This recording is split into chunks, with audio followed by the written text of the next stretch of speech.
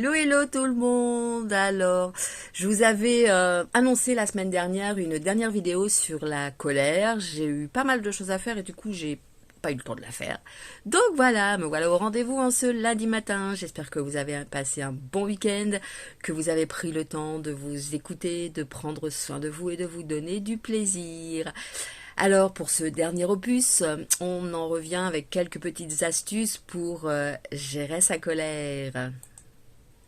Alors, gérer sa colère, eh bien, ça ne veut pas dire l'ignorer, mais plutôt l'apprivoiser, la sentir arriver et empêcher qu'elle ne se déploie jusqu'à son paroxysme.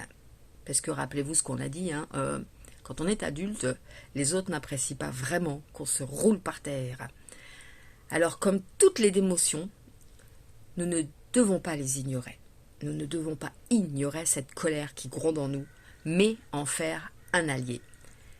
Si elle arrive, comme je l'ai déjà expliqué, c'est parce qu'elle touche à nos valeurs. C'est parce que nous nous sentons en danger, que ce danger soit d'ailleurs réel ou non. Elle nous atteint dans ce que nous avons de plus profond. Notre histoire, nos blessures, et elle nous indique qu'à ce moment, nous avons atteint les limites de ce que nous pouvons supporter. Prendre conscience que la colère existe, qu'elle est là, qu'elle va arriver, qu'elle va exploser, eh bien ça nous permet de la contrôler avant qu'elle ne nous contrôle. Alors, comment faire en amont pour ne pas que cette colère arrive ou à une moindre intensité? Dans nos relations avec les autres, il ne faut pas hésiter dans notre attitude, dans nos échanges, à montrer ce qui nous anime, ce qui nous porte, nos valeurs, à être authentique en fait. Si on se montre tel qu'on est, les gens sauront naturellement qu'à un moment, il y a des limites à ne pas dépasser. On peut aussi réfléchir et analyser nos précédentes colères pour comprendre quelles barrières je ne dois pas laisser franchir pour que les choses restent dans l'authentique et dans ce que moi je juge acceptable. Vous pouvez d'ailleurs tenir un journal de bord de vos colères, comme de toutes vos émotions d'ailleurs, et noter ce que vous avez ressenti à ce moment-là. Pourquoi? Et aussi ce qui vous a permis de la gérer. Ou pas, d'ailleurs. Vous pouvez aussi vous faire une carte de tout ce qui vous met en colère. Et du coup, ça vous évitera d'aller vers ça. Ou de vous dire attention danger et d'allumer vos warnings. Travailler sur les raisons qui font qu'à un moment la colère arrive. C'est-à-dire la gestion de votre stress, votre manque de sommeil. Ce ne sont que des exemples, vous en avez sans doute plein d'autres raisons qui font qu'à un moment, ça va trop loin, qu'à un moment, il y a cette petite goutte d'eau et que ça déborde. Et du coup, faites-vous plaisir, apprenez à vous relaxer et à vous accorder du temps de valeur. Avant d'avoir, par exemple, une réunion, voilà. Vous avez une réunion, vous savez que les échanges seront tendus. Eh bien, prenez un peu de temps pour vous, respirez, relaxez-vous, visualisez cette réunion et visualisez-la de manière positive. En fait, en réduisant les causes en amont, on va éliminer une partie des résultats néfastes. Alors, vous pouvez aussi, alors je vais revenir sur cette idée de réunion parce que ou de groupe en fait. Accepter en fait que quand ça ne se passe pas comme vous l'aviez imaginé, comme vous l'entendez, eh bien c'est correct également. Et ce n'est pas la fin du monde. C'est peut-être juste une autre option. C'est peut-être juste une petite chose qui vous dit « Ah ouais, mais moi j'y ai pas pensé, mais peut-être que c'est pas une mauvaise idée. » Alors ne vous mettez pas en colère trop vite. depuis que je me forme en fait à la communication non violente, je crois que ces fondamentaux m'ont appris en fait à gérer mes accès de colère. Je dis pas que je n'en ressens plus, hein, parce que comme vous l'avez vu la semaine dernière, j'ai aussi ressenti de la colère. Je pense qu'aujourd'hui, les événements qui ont fait cette colère ne la réveilleront plus parce que comme je vous l'ai dit, j'ai pardonné, parce que j'ai fait un gros travail là-dessus et parce qu'aujourd'hui je suis en accord avec moi. Alors comment on fait? En fait, dans ses relations, dans sa communication, on apprend en fait à créer de l'empathie. Même avec les personnes qui portent un masque tellement austère et qui du coup ont l'air fermées en apparence. Plus on va se sentir à l'aise et en adéquation avec ces personnes, plus les risques de tension et les risques de colère, en fait, vont diminuer. On va, par notre attitude, créer un climat, ouais, c'est ça, créer un climat qui fait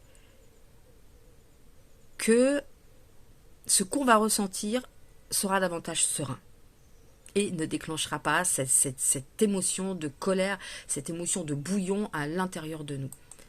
Soyez authentiques, que ce soit avec vous comme avec les autres. Ne jouez jamais le rôle de celui qui sait tout.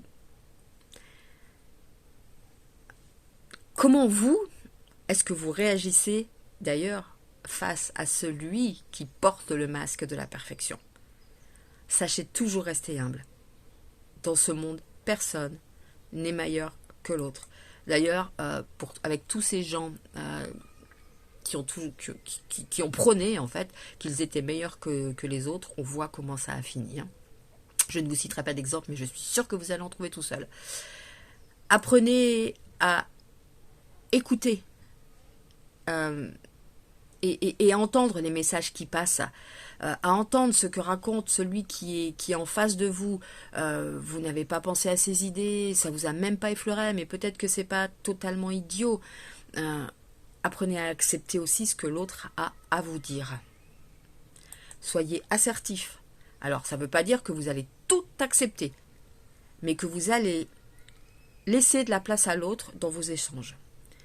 Et en apprenant à communiquer de cette façon, vous allez apprendre du coup à vous demander ce qui est bon pour vous, ce dont vous avez besoin.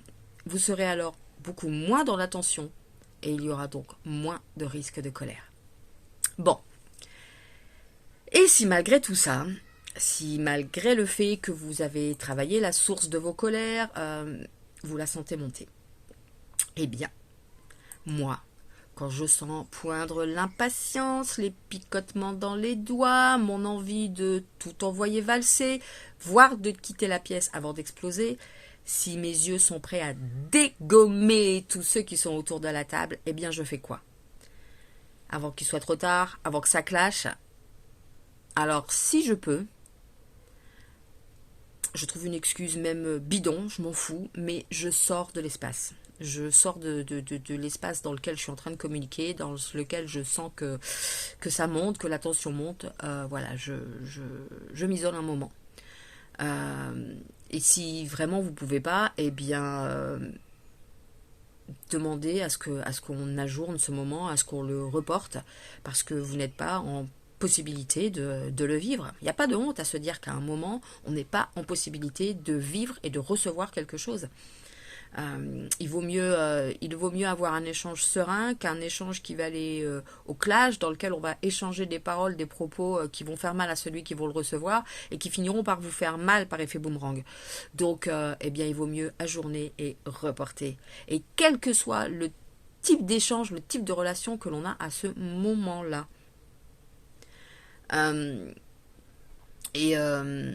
Voilà, et si je peux sortir en fait de cet environnement qui me paraît hostile à ce moment-là, eh bien je me focalise sur ma respiration. Je respire, j'expire 10 fois, de plus en plus profondément, lentement, et je me reconnecte à mon calme en fait.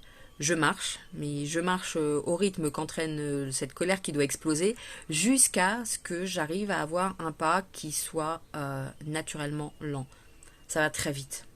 Ça va pas me prendre 1 heure. Ça, c'est quelque chose qui va hyper vite. Je prends un grand verre d'eau. Quand il y a un miroir, eh ben, je me regarde dans le miroir et je me fais un check en me disant non, non, mais attends, tu vaux plus que cette colère qui gronde en toi là pour le moment et tu vas la gérer. Et puis si tu y arrives, et puis si tu vas au bout de ce que tu avais engagé sur ce temps d'échange, sur cette réunion, eh bien, tu vas te récompenser, tu vas t'offrir un vrai moment de plaisir. Rien que parce que tu seras allé jusqu'au bout et là tu pourras être fier de toi. Et puis prendre du temps après pour te dire, bah ouais, voilà, j'ai réussi. Qu'est-ce que je mérite? Alors si vous ne pouvez pas sortir, vraiment parce que ça arrive qu'à un moment on peut pas quitter l'endroit où on est parce qu'il y a des gens trop importants autour de la table, parce que je suis en pleine discussion dans un endroit où bah, je peux pas sortir. Par exemple, vous voyez, si vous êtes en voiture, vous n'allez pas ouvrir la porte et sauter en marche, quoi. Eh bien, dans ce cas-là, faites quelques petits exercices de pression avec vos mains, hein.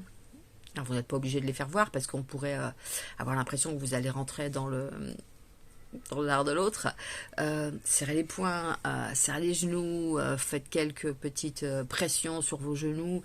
Euh, Essayez de vous plonger dans une situation plaisante et ressentez les émotions du moment aimé.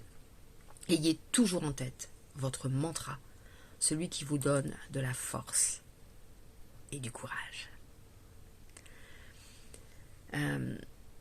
Et après ça, en fait, quand vous serez loin du regard des autres, eh bien, n'hésitez pas à taper dans un punching ball, à hurler votre colère, à courir pour évacuer ou à danser jusqu'au bout de la nuit.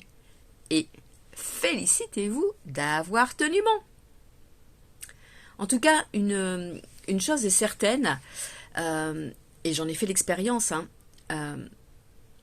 apprendre à gérer ce qui nous dérange nous permet de le vivre avec beaucoup plus de sérénité et nous permet de rester aligné avec nous dans toutes les circonstances. Mais en fait, qu'il s'agisse de toutes les émotions et pas seulement de la colère.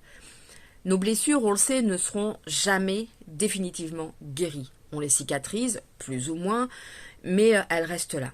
Et en apprenant à vivre avec, nous nous autorisons à ressentir, à accepter et à aller vers notre liberté, sans entraver celle des autres.